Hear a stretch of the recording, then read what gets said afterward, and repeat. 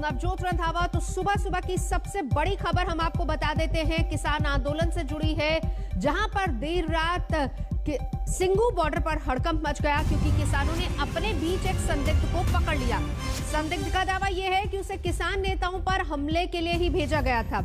आरोपी का यह भी कहना है कि 26 जनवरी को किसानों की ट्रैक्टर परेड को रोकने के लिए उसे कहा गया था। तो बेहद सनसनीखेज आरोप लगा रहे हैं और इस संदिग्ध युवक ने तमाम और बड़े आरोप लगाए हैं। अरविंद ओझा इस वक्त हमारे साथ जुड़ चुके हैं। अरविंद, सोनीपत का रहने वाला और वहां के ही पुलिस ऑफिसर पर इसका आरोप लगा रहा है वो शख्स, क्या कुछ जानकारी मिल पाई है अभी तक? जी देखिए, फिलहाल जो सोनीपत क्राइम ब्रांच की टीम है वो जो योगेश है उसको हिरासत में लेकर उससे लगातार पूछताछ कर रही है। और देखिए, जिस तरीके से कल देर रात अचानक से किसान नेताओं ने सिंगू बॉर्डर पर प्रेस कॉन्फ्रेंस बुलाई और किसान नेताओं ने जो योगेश नाम का ये शख्स है इसको प्रेस कॉन्फ्रेंस में सामने किया और कई सनसनीखेज आरोप लगाए। खुद योगेश नाम का जो ये शख्स है इसने खुलासा किया कि किस तरीके से जो हरियाणा के राई थाने के एसएचओ हैं उन्होंने बाकायदा इसको कहा था कि जो किसान आंदोलन है उसमें 26 जनवरी को 4 जो नेता हैं किसान नेता उनको टारगेट करना था। हालांकि जो आज तक की टीम है वो जो राई एसएचओ जिन पर आरोप लगा रहा है उन तक हम पहुंचे और हमने उनसे बात की। उनका कहना था कि जिस तरीके से जो योगेश नाम का शख्स है वो आरोप लगा रहा है कि जो राई थाने के एसएचओ हैं वो प्रदीप सिंह है, जबकि राई थाने के एसएचओ विवेक मलिक है। तो इस तरह के कई जो आरोप। अरविंद, क्या प्रदीप नाम का कोई भी पुलिस कर्मचारी अधिकारी वहां पर है तैनात? जी बिल्कुल नहीं। मैं जैसा कि मैं बताया कि आज तक की टीम ने खुद जिस राई एसएचओ प्रदीप सिंह पर आरोप लगा रहा है, हमने खुद राई के जो एसएचओ है उनसे बात की है। राई के जो एसएचओ है वो विवेक मलिक है। उन्होंने खुद हैरानी जताई है। उनका कहना है कि हमारे थाने में कोई भी प्रदीप नाम का शख्स नहीं है। नंबर 1, नंबर 2, वो खुद भी प्रेस कॉन्फ्रेंस लाइव देख रहे थे और देखकर उन्हें काफी हैरानी हुई। बिल्कुल। हालांकि जो योगेश है वो सीधा इस तरह प्रेस कॉन्फ्रेंस सुने तो उसमें सीधा बाकायदा जो प्रदीप जी मैं लौटती हूँ अरविंद आपके पास, क्योंकि सुशांत मेरे सहयोगी इस वक्त हमारे साथ मौजूद है। सुशांत, आप ही पड़ताल करने पहुंचे थे, जरा बताइए क्या कुछ जानकारी मिल पाई है इस शख्स के बारे में और जिस पुलिस वाले पर ये आरोप लगा रहा है उसके बारे में क्या जानकारी है?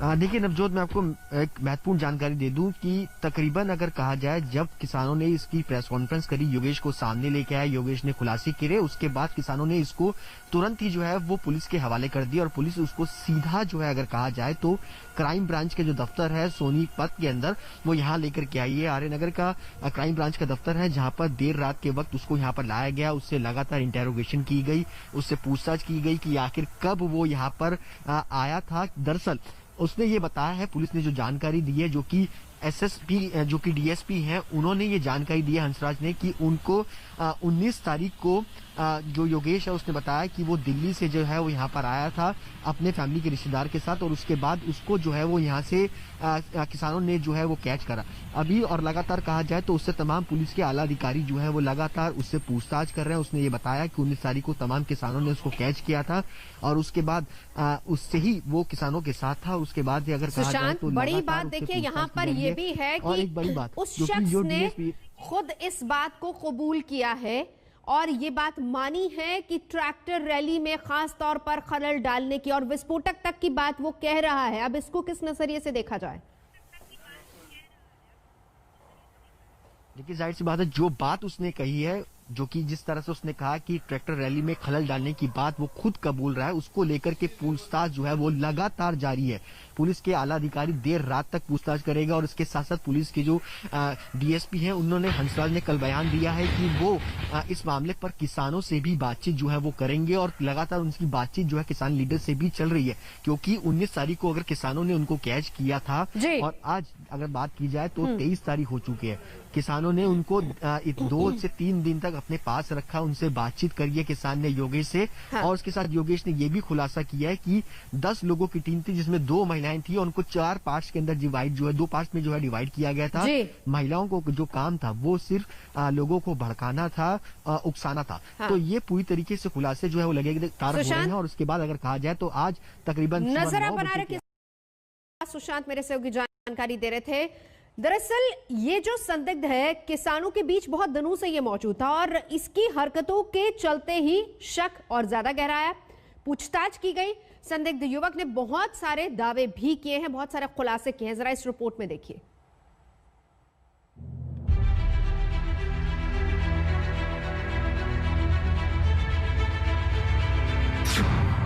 किसान आंदोलन में घुसपैठिया, किसानों के बीच नकाबपोश ने मचाई सनसनी। सिंघू बॉर्डर पर शुक्रवार रात अचानक अफरा तफरी मच गई। रात के वक्त जब सारे आंदोलनकारी सोने की तैयारी में थे तभी एक नकाबपोश शख्स की संदिग्ध हरकतें लोगों की निगाहों में चढ़ गई।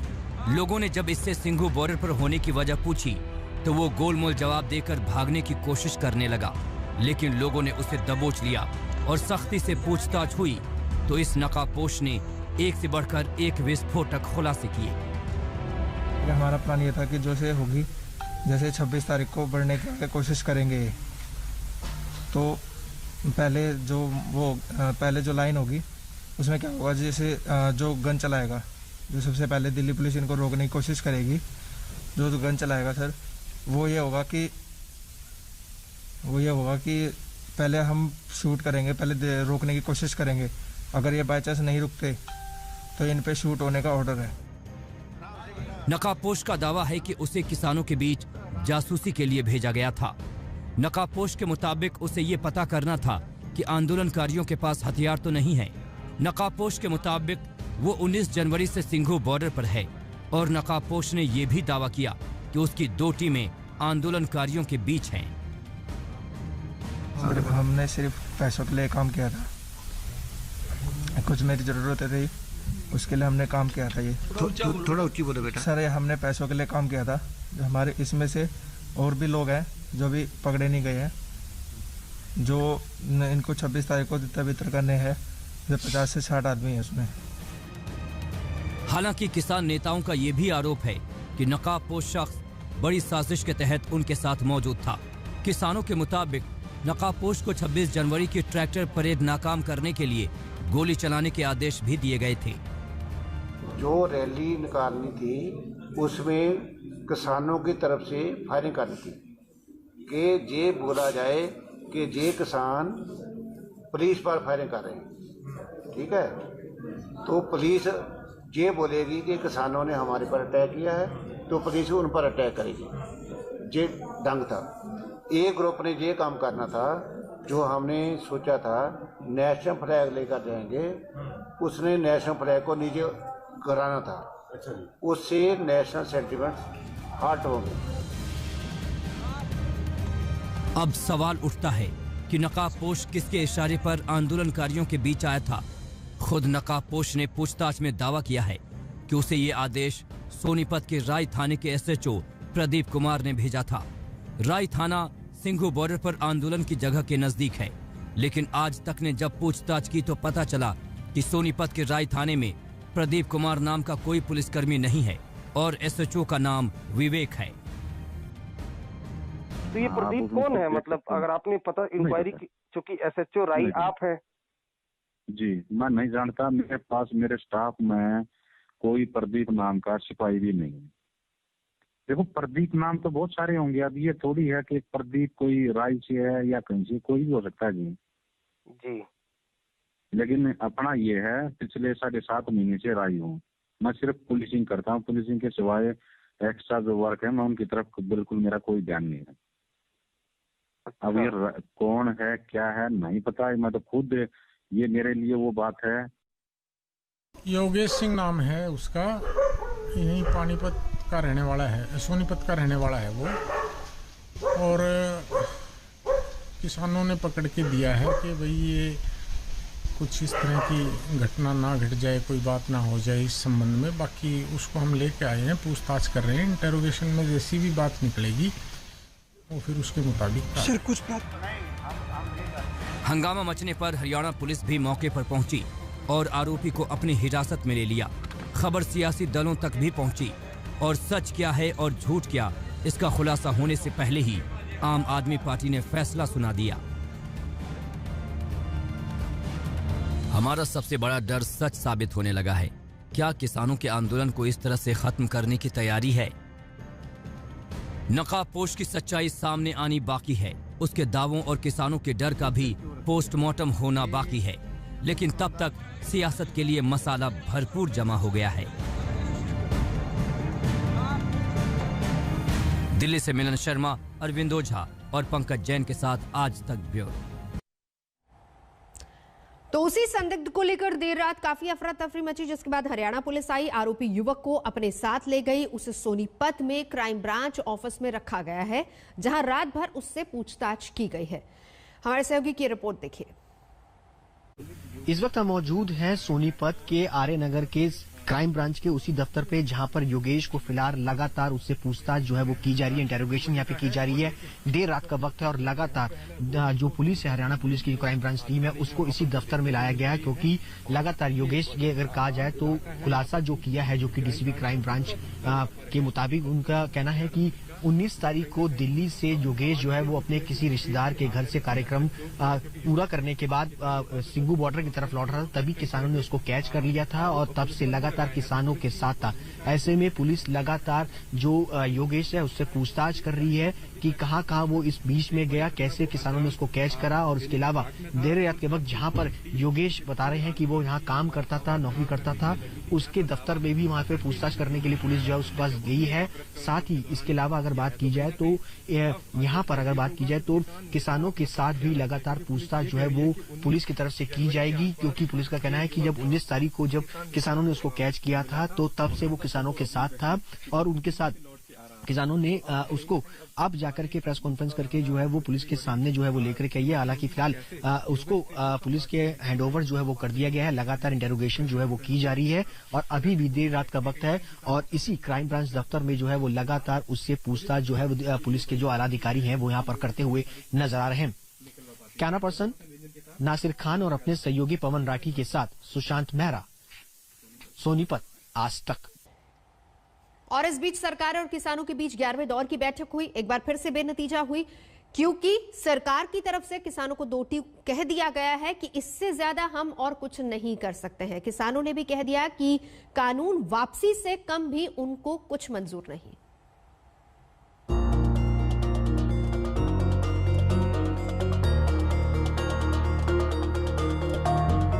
केंद्र और किसानों के बीच 11वें राउंड की वार्ता शुक्रवार को इस नतीजे पर खत्म हुई कि किसान एक बार फिर सरकार के प्रस्ताव पर विचार करें, यानी अब केंद्र सरकार ने समाधान वार्ता की गेंद किसानों के पाले में डाल दी।